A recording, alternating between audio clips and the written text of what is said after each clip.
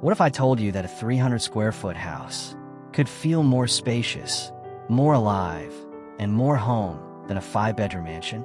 Not because of magic, not because of some wild optical illusion, but because of science, design psychology, and 7 very specific tricks that most people have never heard of. Today, I'm going to walk you through exactly how tiny houses in 2026 are being designed to feel enormous. And by the end of this video, you'll never look at square footage the same way again. But here's the thing, the most mind-blowing secret, I'm saving it for the very end. It's the one thing designers don't want you to know before you build or buy. So you're going to want to stay until the last second. Before we dive in, if you've ever dreamed of owning your own space without a crippling mortgage, hit that subscribe button right now and ring the bell. Because on this channel, we break down real, honest housing solutions for real people. All right, let's get into it. Here's a question nobody's asking. Why do so many people live in huge homes and still feel cramped? Think about it. You walk into a 4,000 square foot house, and somehow the kitchen still feels like it's swallowing you. The living room is a runway, and you've got 2 guest bedrooms that nobody ever sleeps in, collecting dust like a museum exhibit. Here's the uncomfortable truth. Size doesn't create comfort. Design does. And the data is backing this up hard in 2026. The tiny homes market, homes under 400 square feet, is now worth $14 billion globally and growing at 6.4% per year. That's not a trend. That's a movement. Nearly 7 in 10 tiny house owners are millennials who set enough to 30-year mortgages on homes they barely use. And get this, the median price of a new single-family home in the U.S. hit $428,600. Meanwhile, a well-built tiny house in 2026 runs between $35,000 and $95,000. That's not a typo. That's the same money most people spend on a car, and you're getting a home. But the even bigger story? These homes don't feel small. And here's why. Your brain doesn't measure a room with a tape measure. It measures it with light, sight lines, and flow. Interior designer Julia Kendall, who has spent 20-plus years studying how people feel inside homes, said something powerful in 2026. She said that for most of her career, the assumption was simple. Bigger equals better. Square footage equals value. But that thinking, she says, has completely shifted. Because what people actually want isn't more space. They want to feel free inside their space.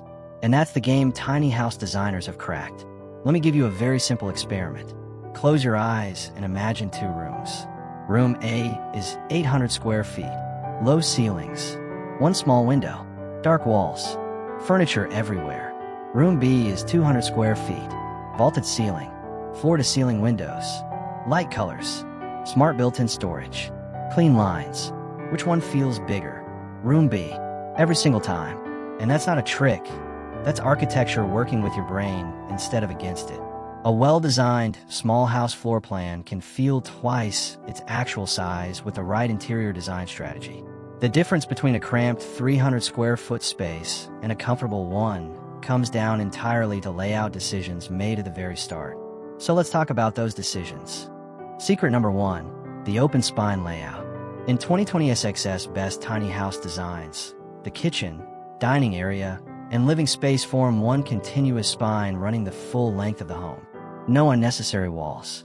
No random corridors chopping things up. This creates an unobstructed sight line from front to back, and your eye reads that as length. Your brain says this room goes on forever, even when it's 280 square feet. It's the difference between a home that feels like a hallway and a home that feels like a loft. Same square footage, completely different experience.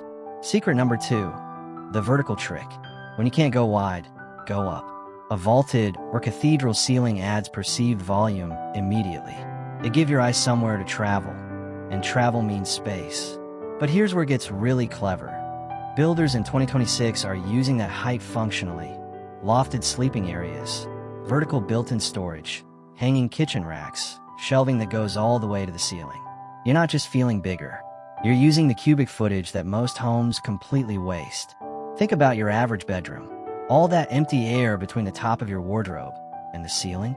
In a tiny house, that's real estate. Secret number 3, the light multiplier. Natural light is the cheapest square footage you'll ever get. Floor-to-ceiling windows, skylights, and glass doors that open to outdoor spaces don't just bring in light. They visually extend your living area beyond the walls. Suddenly, your 300 square foot home has a 300 square feet bonus room. It just happens to be the garden outside. And here's a designer hack most people miss. Mirrors placed opposite windows double the visual depth of space. Your eye sees the reflection of the window, and the brain interprets that as another window on the other side. The room effectively doubles in perceived depth. Secret number 4. The color psychology play. Color is not decoration. Color is architecture. In 2026, the biggest trend in small spaces is shifting heavily to color strategy. Light, warm neutrals, creams, soft whites, warm grays. Bounce light around a room and push the walls outward visually. But here's the advanced move. Paint your ceiling the same color as your walls. Most people slap stark white on a ceiling and create a hard visual lid that lowers the room. When ceiling and wall merge into one color, the boundary disappears, and suddenly the room feels taller without touching a single beam. Secret number 5. Furniture that does 2 jobs. In a tiny house, every piece of furniture must earn its keep or get evicted. A dining table that's also a workspace. A sofa that converts to a guest bed. A staircase with drawers built into every step. An ottoman with enough hidden storage to swallow your entire winter wardrobe. 2026 tiny house design is obsessed with what designers call multifunctional pieces. Furniture that collapses, folds, tucks, and transforms. Not the clunky stuff from 20 years ago. We're talking seamless, beautiful furniture that looks like it belongs in a design magazine and hides an entire extra room's worth of function. Secret number 6. Consistent flooring equals infinite space. Here's one almost nobody talks about. Use the same flooring throughout the entire home. Every time flooring changes, tile to wood to carpet, your eye sees a boundary, a line, a stopping point. And stopping points make spaces feel smaller. When one floor material runs from the front door to the back wall without interruption, the eye sees one continuous space. The home reads as one grand room, not a series of small compartments. It's a simple change with a massive psychological effect. Secret number 7. The outdoor extension. The single most powerful trick in the entire tiny house design playbook. Design your outdoor space as a room. A well-placed deck with a pergola, outdoor seating, and string lights isn't just a patio. It's your dining room in summer. It's your reading room in spring. It's an extension of your home that costs almost nothing to add, but psychologically doubles what you feel you own. The smartest tiny house owners in 2026 think of their land as part of their home. The inside is 300 square feet. The experience is infinite. You might be thinking, okay, but is tiny house living actually livable? Like really? Here's what the research is showing us. Nearly 60% of people who switched to minimalist tiny living reported significant increases in happiness and financial freedom. Not just okay, significantly happier. Why? Because when you're not drowning in mortgage payments, maintenance costs, and utility bills, a tiny house uses 80% less energy than a standard US home. By the way, your whole life opens up. You have money to travel, time to actually enjoy your home, less stuff to maintain, less stress weighing on you, and the community is growing fast. By 2026, tiny house villages and eco-communities are appearing across the country, offering shared land, shared utilities, and neighbors who actually talk to each other. Compare that to those massive suburban houses where you don't even know your neighbor's name. This lifestyle isn't for everyone, and that's okay. But if you're someone who's tired of paying rent that goes nowhere, tired of being locked out of homeownership by rising prices, or simply tired of stuff owning you, a tiny house might be the most rebellious, brilliant decision you ever make. Okay, I promised you the secret that designers don't want you to know before you build or buy. Here it is. The floor plan is the home. That sounds simple, but it's everything. In a standard house, a bad floor plan can be forgiven with extra square footage. You compensate with more rooms, more hallways, more space. In a tiny house, you cannot hide a bad floor plan. There's nowhere to run. This means that two 300 square foot tiny homes with identical dimensions can feel completely different. One will feel like a luxury retreat, the other like a cramped box, based on a handful of decisions made on the blueprint. Where the windows sit, whether walls block sightlines, how tall the ceiling is, where the kitchen faces, whether furniture flows or fights. Designers know this, and some of them will sell you a beautiful exterior on a terrible interior layout, knowing you'll only see the inside after you've signed the check. So before you buy or build anything, study the floor plan like your life depends on it, because your quality of life literally does. Get unobstructed sight lines. Get height. Get light.